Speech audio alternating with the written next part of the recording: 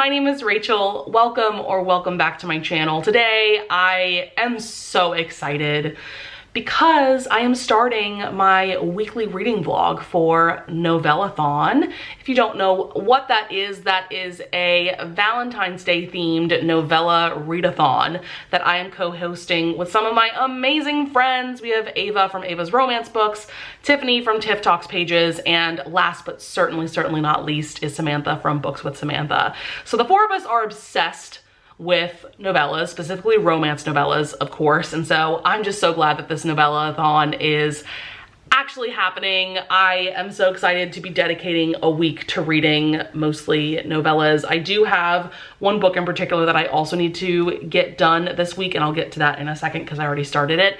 But I haven't really been able to read a lot of novellas recently just because I've had a lot of obligations with things like the Folk of the Air read-along that we were doing in January and just other read-along obligations like that. So it's really nice to just be able to take this time to read as many fun novellas as I want. So I have I think 14 novellas on my TBR, and I keep adding to it because I'm seeing what other people are reading. It makes me so happy seeing all of the lovely people that are along for the ride with us for this Novellathon. I've been loving seeing everyone's posts on their stories and whatnot. So yesterday was crazy for me. Mondays usually are because that is a big work day for me. I teach a lot of classes on Mondays as well as private voice lessons. So I knew that I wasn't gonna have a lot of time to read yesterday, but after I got home from work, I was able to read two short novellas that I really enjoyed. So why don't we just go ahead and get into the reading update. The first novella that I read was The Stranger by Cassie Mint. This, I believe, is Cassie Mint's newest release. This came out mid-January, I think. And I loved the premise because we have our hero Beckett and I think Sophia, yes, is the heroine. I'm actually very proud of myself that I remembered the characters' names, honestly, truly. But this is a masquerade ball romance. Every year at this masquerade ball, Beckett and Sophia meet to have a dance with each other. And so what's really cool about this novella is that it takes place over, I think, 5 years total, which is very unusual for Cassie Mint. She usually goes the, insta-love route because these are such short novellas. This was about, 60 pages. And so there definitely is an insta-love element to it, but because of other things going on, basically Beckett, the hero, and Anthony, who is Sophia's older brother, they are business rivals. So that's one thing getting in the way of them being together, and Sophia doesn't want to reveal who she really is because of who her brother is. But yeah, I like that this kind of had a slower burn feel to it because they were only able to meet once a year at this masquerade ball. And this just had a really great balance of sweet and sexy. Definitely recommend it. I gave it 4 stars. Then last night I went into Mistletoe by Kimberly Lemming. Oh my God, guys. So this is a shorter novella within the Mead Mishaps series, which is a fantasy rom-com series. I have read the 2 full-length novellas, but both those novellas are still under 200 pages, but like I said, this one is only 60 pages, so it's quite a bit shorter than the other 2 full-length novellas. But oh my God, Kimberly Lemming's sense of humor, you guys, is just perfection to me. She is so funny. I have never read anything that has made me laugh out loud as much as these novellas. Honestly, truly, I want to live in this world myself and find a demon husband of my own, honestly, truly. So let's set this up a little bit though. This does have a loose connection to the other 2 novellas of the series, so I definitely would recommend reading book 1, which is That Time I Got Drunk and Saved a Demon. That was one of my top favorite novellas that I read last year. Really loved it. But this one, as you can tell, takes place in the winter time, and so we have our heroine, cannot remember her name, and I don't feel like looking it up, sorry, but her father gets cursed because he's stolen some ore from this fox demon's forest, and so her father is a blacksmith and she's been his apprentice. And so the curse is that all of the weaponry that he makes are now able to talk, and let's just say these weapons have very dirty minds and all they want to talk about is sex. And oh my God, that alone, I was dying laughing. Like, literally, that's how the novella starts, is these weapons saying very interesting things, and I was just dying. And so in order to get this curse lifted, she comes up with this idea to make like a gift basket for this fox demon man as a peace offering. But when she shows up to his lair, I guess you could say, it turns out that he is a fox shifter. And so while he can shift into a fox form, he's also a very beautiful man.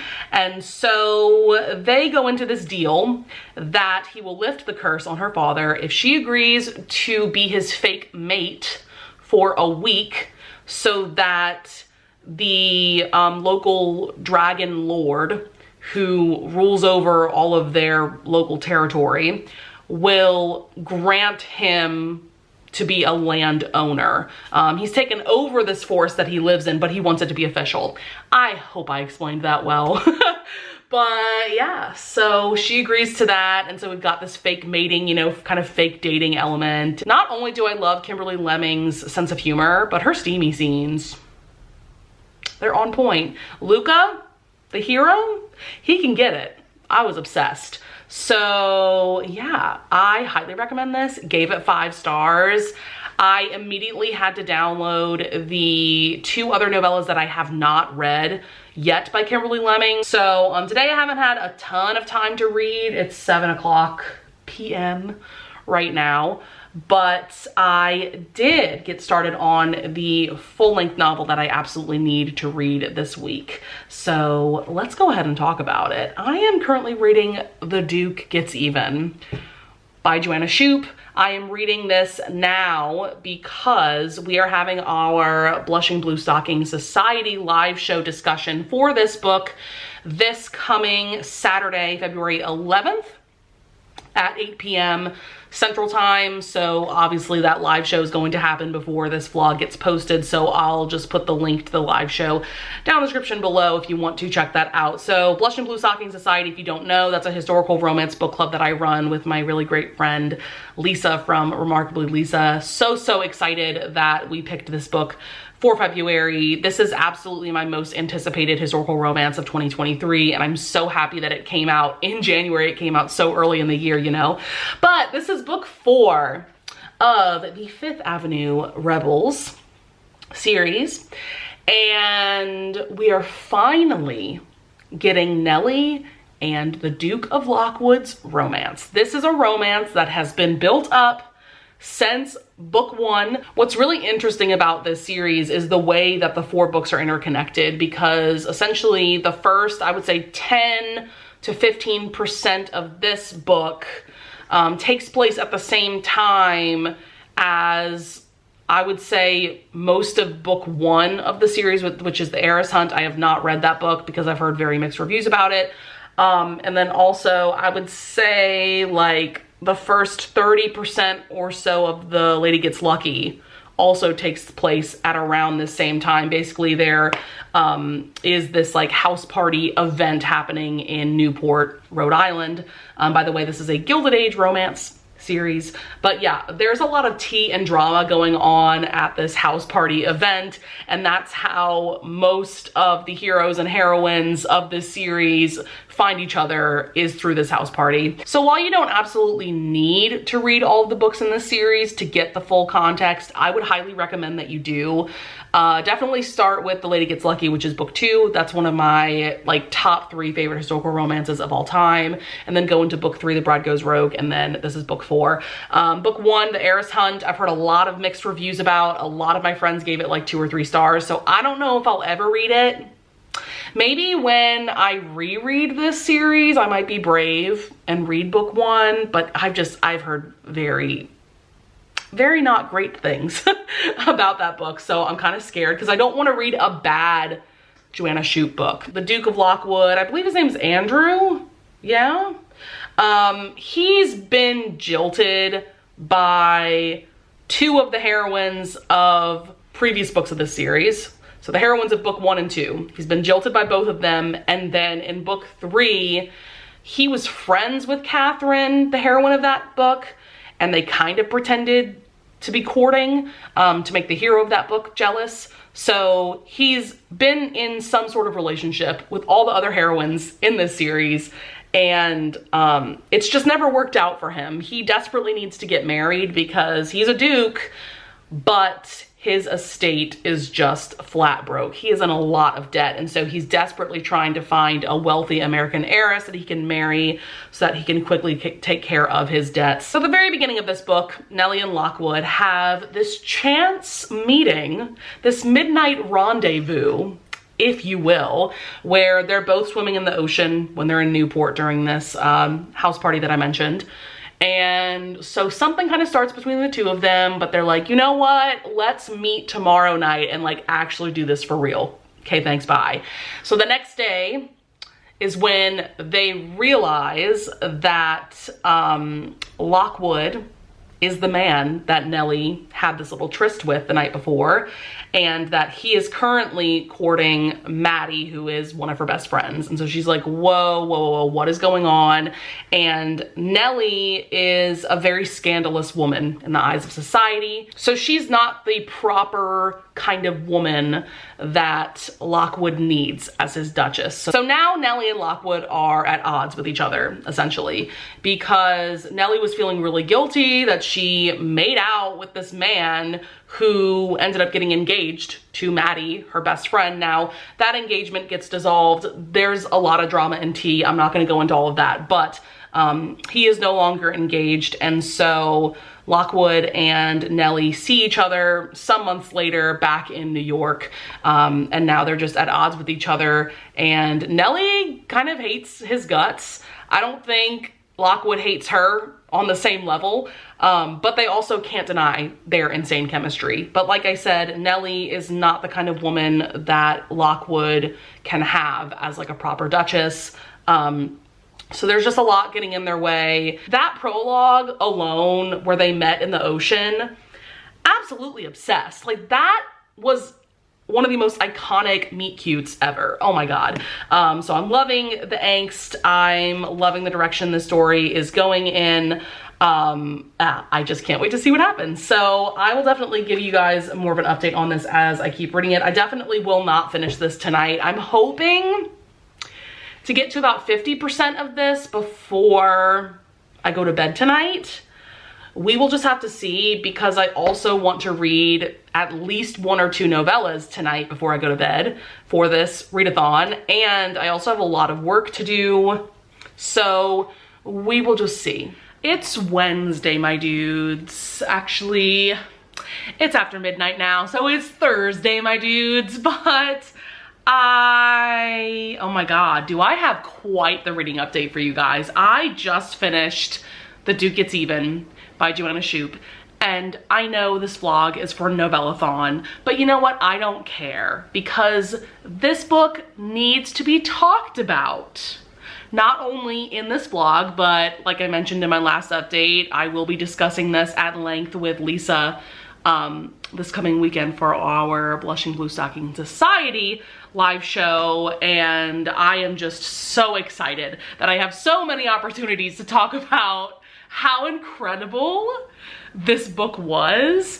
I did not want this book to end. That doesn't happen to me very often when I'm reading a book, because even when it's like a 5-star, like an amazing book, an amazing reading experience, usually I'm, you know, ready to put the book down. You know, I'm ready for it to be over no matter how I'm feeling about it. But every now and then there comes along a book like The Duke Gets Even that I am just so obsessed, I am so invested, that I do not want the experience to be over with. I adore Nellie. Let's talk about her first for a second. Our heroine. She is, you know, very independent. She is very scandalous and bold. She definitely is a unique heroine to me.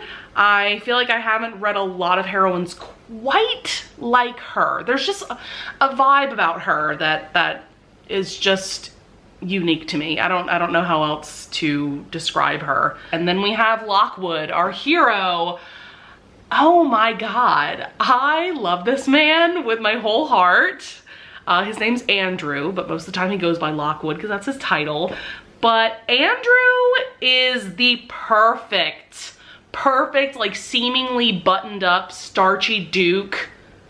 But when he's with Nellie, he becomes his true self. Nellie even makes several references to that throughout the book. She says something along the lines of, "Nobody knows the monster you truly are," because he has to act a certain way to society, but when he is with her, he can truly be himself. And that includes his sexual preferences. Oh my God, the steamy scenes in this. Just when I think Joanna Shupe can't possibly get better at writing steamy scenes, her next book just tops the one before it. It's insane because like the steam in The Bride Goes Rogue was just incredible and amazing, and then the steam in this was somehow even better. Like, I don't know how she does it, but she is a master at writing steamy scenes. That's all I can say. And I just adore how she balanced their physical relationship with their emotional connection, their emotional relationship. And going back to Andrew, because I'm not done talking about him, I'm telling you, this man has my heart and soul. I don't think I mentioned this in the previous update, but he actually has a heart defect. He has heart issues. And so many doctors over the course of his life have told him that he's not going to live to old age. And so that is also a part of his character. That's why he swims so much, is because he's been told that he has to do rigorous exercise all the time to keep his heart as healthy as possible. And so one of the many things getting in the way of Nellie and Andrew being together is that threat of him not having a full and healthy life. I just love the progression of their relationship. I talked about in my last update how much they were at odds with each other. Nellie had gotten to a point where she pretty much hated his guts, and how they went from that to eventually starting an affair, becoming lovers.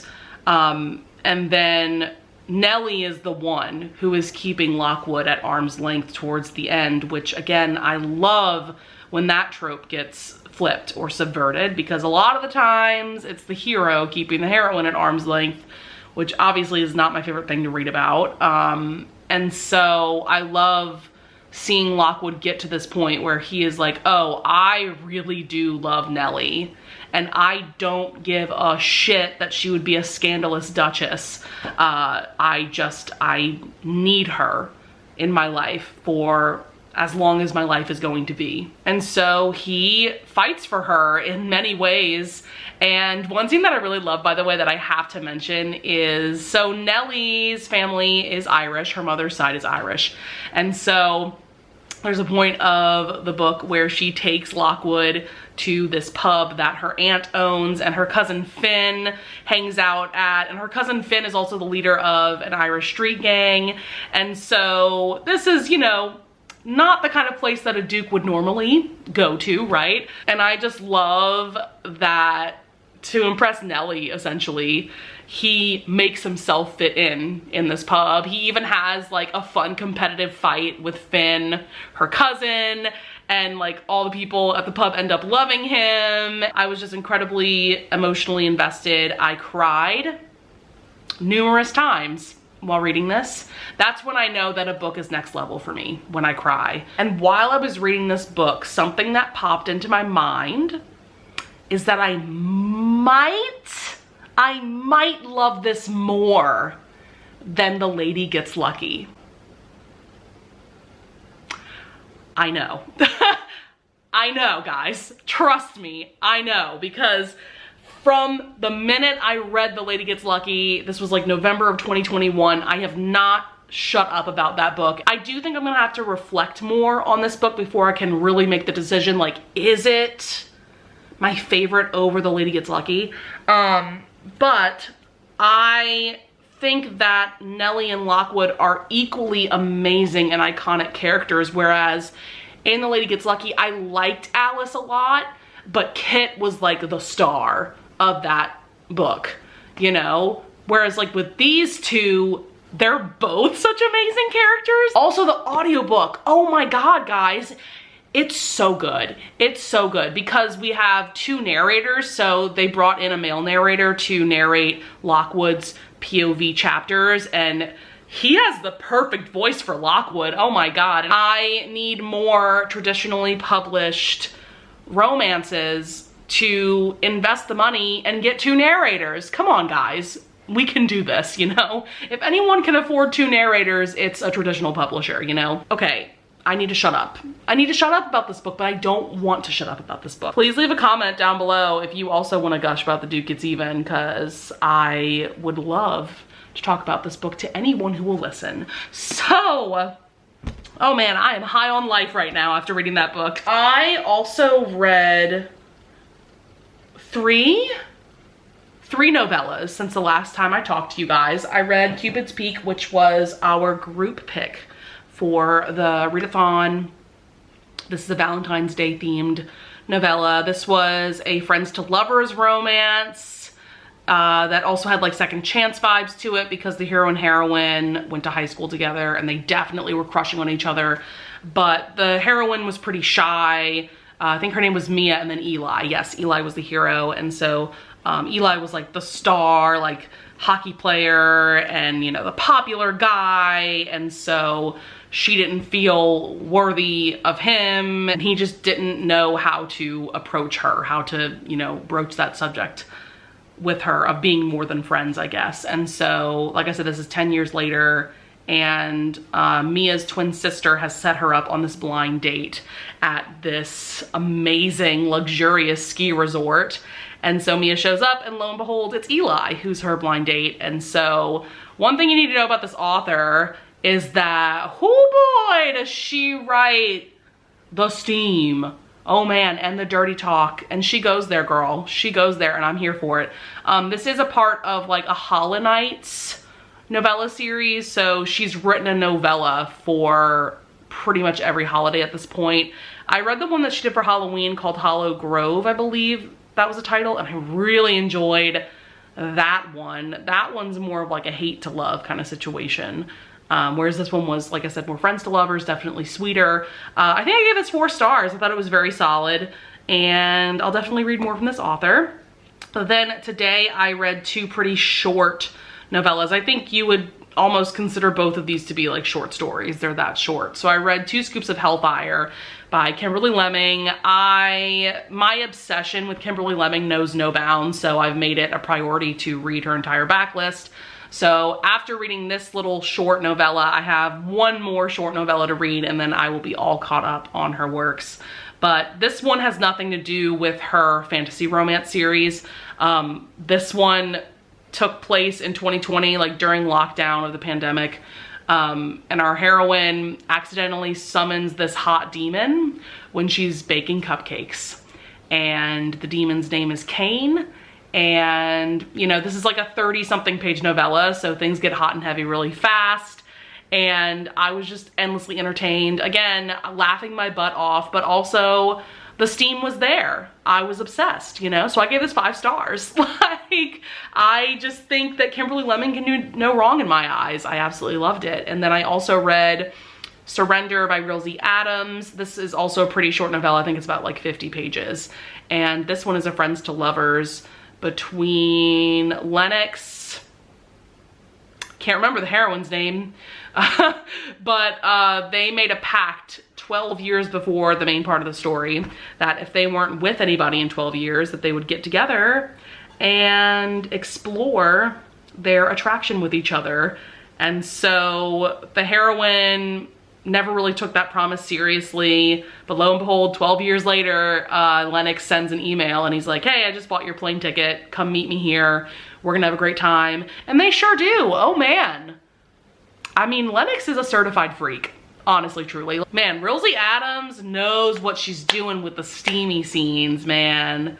Most of the authors that I've been reading this week know what they're doing, but like, there's a lot of like sex toys involved in this one. Like, wow, Rosie Adams, she goes there.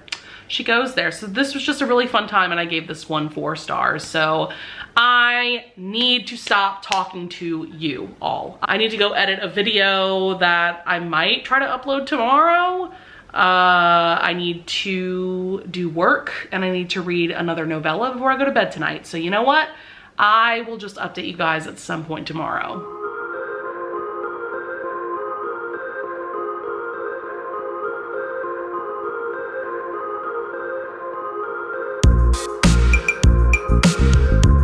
Happy Friday, almost Saturday, because it's 11 p.m. I just did a 3-hour live show with Tiffany, Samantha, Avery, and Carrie. We had so much fun. It was technically reading sprints, but we only did 1 sprint. But you know what? I was here for the conversation and for the vibe. Like, easily the most fun I've ever had on a live show. Oh my God. But I realized that I did not do an update yesterday. So we absolutely need to do one now, because I've read 3 things since I last talked to you guys. So first up was When the Farmer Met the City Girl by Jessica Cain. This is Jessica Cain's newest release. If you don't know anything about Jessica Cain, just know that her romance novellas are bonkers, and they've gotten more and more wild and crazy. I feel like in the past like 6 months to a year, maybe even longer than that. Like, I feel like all of her novellas that came out in 2022 were absolutely way too much. But what I will say is I feel like this novella, she kind of went back to her roots. Like, this was still bonkers, but it was also sweet. Like, there was a good balance of the two, and I feel like that when Jessica Cain strikes that balance, that's when she's at her best. So as you can tell from the title, we have our heroine who gets lost in this rural area, and the hero, I think his name was Dusty, can't remember the heroine's name, but he comes upon her and he offers to help her out. And so she ends up staying at his farmhouse, and things of course get steamy between the two of them. And then towards the end of the novella, things just get crazy when the heroine basically decides that she's not really sure that she wants to be with him, because she's navigating an acting career. She still wants to make that happen. And so Dusty goes after her, and there's like kidnapping, and like things just get bonkers, right? But it was a fun time. I gave it 4 stars. Definitely would recommend it. Then, oh my God, last night I read Hold by Claire Kent. Claire Kent is one of my new favorite authors. I have now read, this is now my 3rd book that I've read by her. I have given all 3 of the books 5 stars. The first 2 books that I've read by her are part of her Kindled series, which is a post-apocalyptic romance series. And then this is book 1 of what I would call like a space survival romance series. So each book has like a completely different premise and takes place on a different planet. But in Hold, we have Rihanna, who is an archaeologist, and she's been doing digs on, you know, various planets, and you have to get permission to do archaeological digs by the Coalition, which I guess is this governing group over like all of these planets, seemingly. And so she gets permission to dig at this like palace or temple, but she digs also like around this palace, and she wasn't given permission to dig there. Like, she doesn't realize that she only had permission to dig like at the palace itself.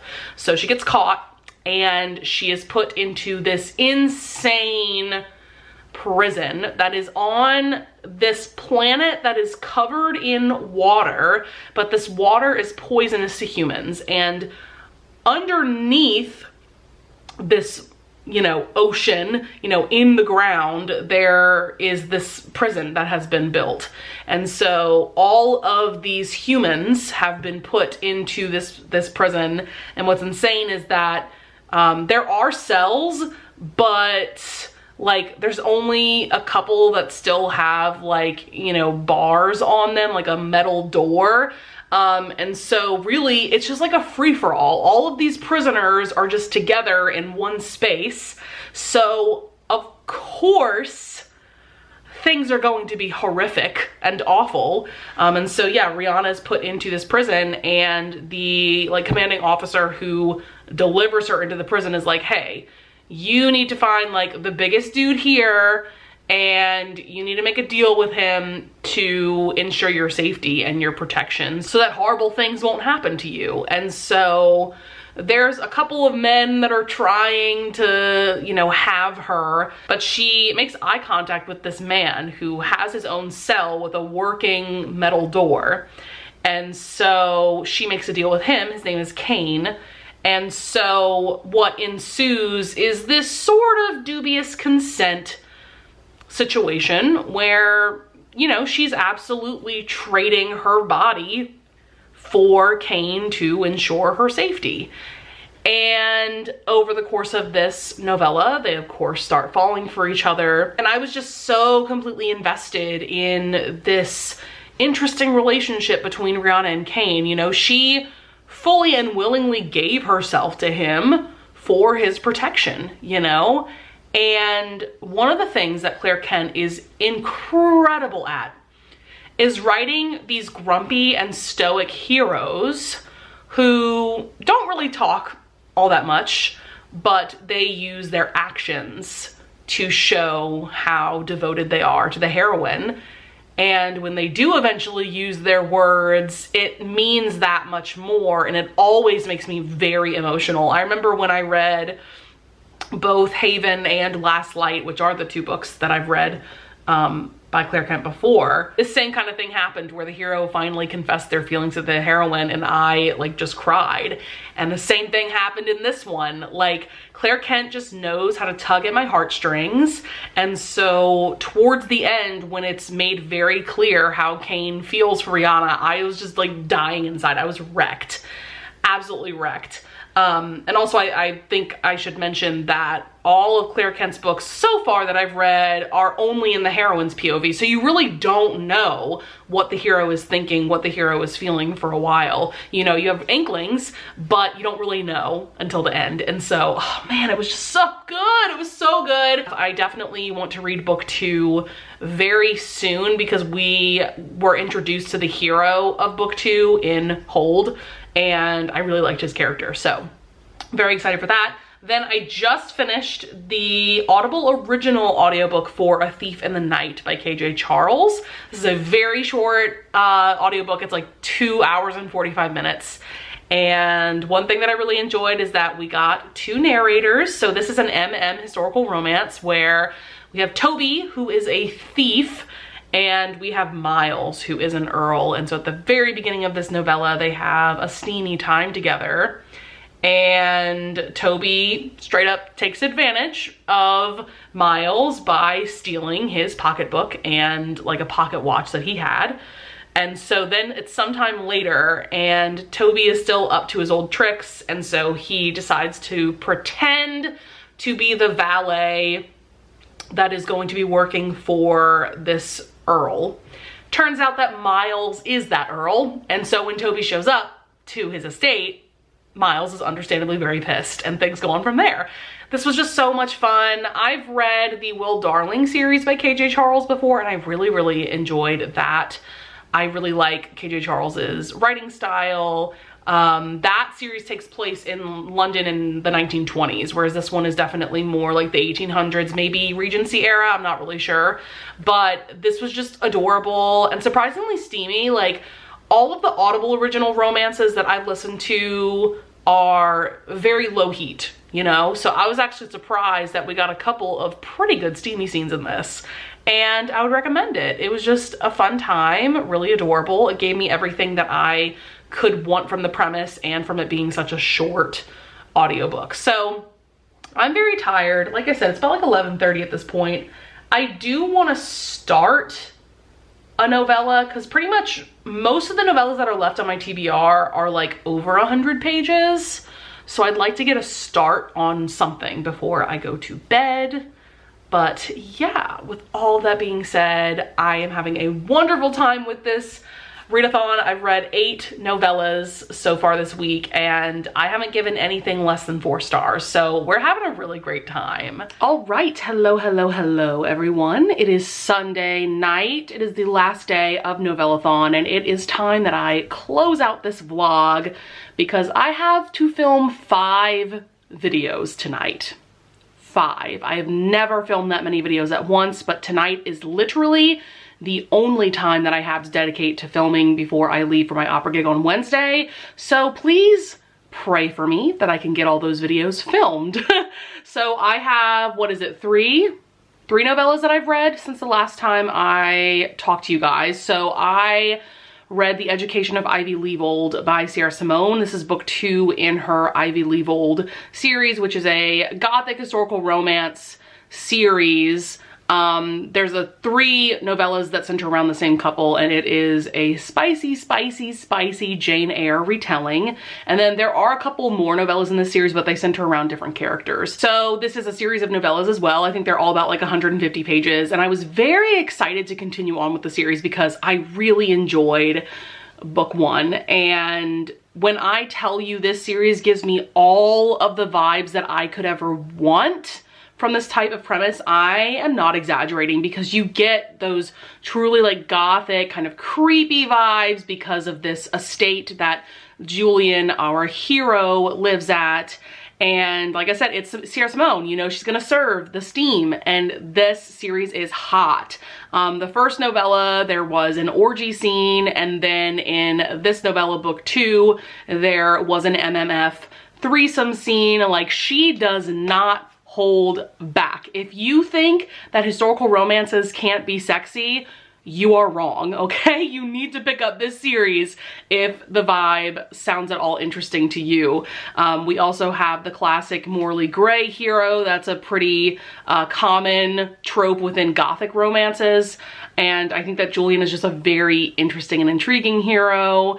Basically, he may or may not have murdered his, or one of his past wives. He's had 2 wives at this point. And so Ivy's kind of trying to get to the bottom of that while also being hopelessly in love with him. And yeah, it's just very intriguing and beautifully written. I love Sierra Simone's writing style, especially for a historical setting. I know she doesn't write a ton of historical romances, but I really like her writing style with this kind of era, with this type of vibe, right? So I gave this 4 stars. Really looking forward to reading the 3rd and final book of Ivy and Julian's story very soon. I'm probably gonna pick it up probably within the next couple of weeks because I'm dying to know how their romance concludes. Then late last night, I went into, oh man, the title is almost as long as the novella. It's over here. Something about how my boring life was derailed and being railed by 2 big blue alien dudes. But yeah, the title tells you everything you need to know. This is bonkers, it's ridiculous, it's funny.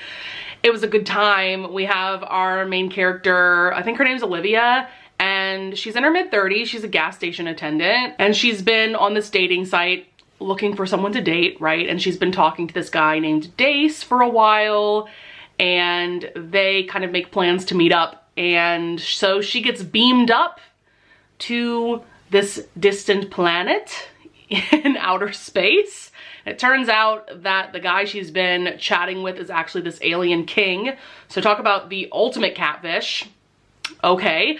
And so it's just a smutty good time between her, the alien king, and then his bodyguard. So it is MMF, and it's kind of a happily ever after at the end.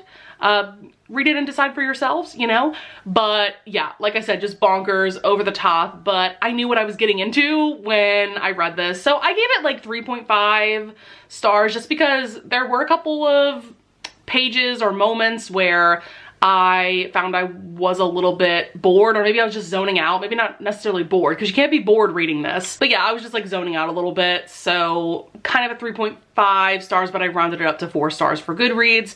And then today, I haven't gotten much reading done today, but I did read A Bump and Boo Hail. Is that what it's called? By Kimberly Lemming. So I am now all caught up on Kimberly Lemming's backlist, which I'm very happy about, but also very sad about because I have nothing left to read. I have to wait for her next release. But this is a little novella that takes place after the events of all the other novellas in this Mead Mishaps series, her fantasy rom-com series. And so this centers around Fallon and Cinnamon, who are the couple from the first novella, which is That Time I Got Drunk and Saved a Demon. And so this is just the two of them having a good time together, and the whole town is celebrating a Halloween-like festival, and it's just a good time. It was very short, like 40 pages, so I gave it 4 stars. Definitely enjoyed it. So for the entirety of the readathon, I read 11 books, which is pretty good. I would have liked to have read more, and I definitely would have read more if I didn't have so many work commitments this past week, because I'm getting ready for this opera gig that I'm leaving for on Wednesday, you know, preparing the role and making sure that I am prepared for that gig. And plus I had like just regular work commitments at the studio that I work at, so unfortunately I didn't have all the time in the world to read, but I'm still happy with reading 11 novellas in a week. That's pretty good, because that's, you know, a little more than 1 novella per day. I read a lot of good novellas this week. I mean, quite a few 5 stars, which I'm always happy to see. Overall, just a really fun time. I'm so glad that Ava, Tiffany, and Samantha wanted to co-host this readathon with me. We are novella girlies, so this was the perfect readathon for us, and just an amazing excuse to get novellas read, because those are definitely the types of books that fall to the wayside of my TBR. I haven't read a lot of novellas all that recently, so I'm glad that I could dedicate this whole week pretty much to just reading novellas, right? So I hope that you guys enjoyed this vlog and had a good time. If you participated in the readathon, definitely let me know in the comments below if you participated and what your favorite read of the readathon was, because I'm always looking for more novella recommendations to add to my ever-growing TBR. I would also love it if you would leave a like and subscribe, and I thank you so much in advance if you do, and I will see you guys in the next video. Bye!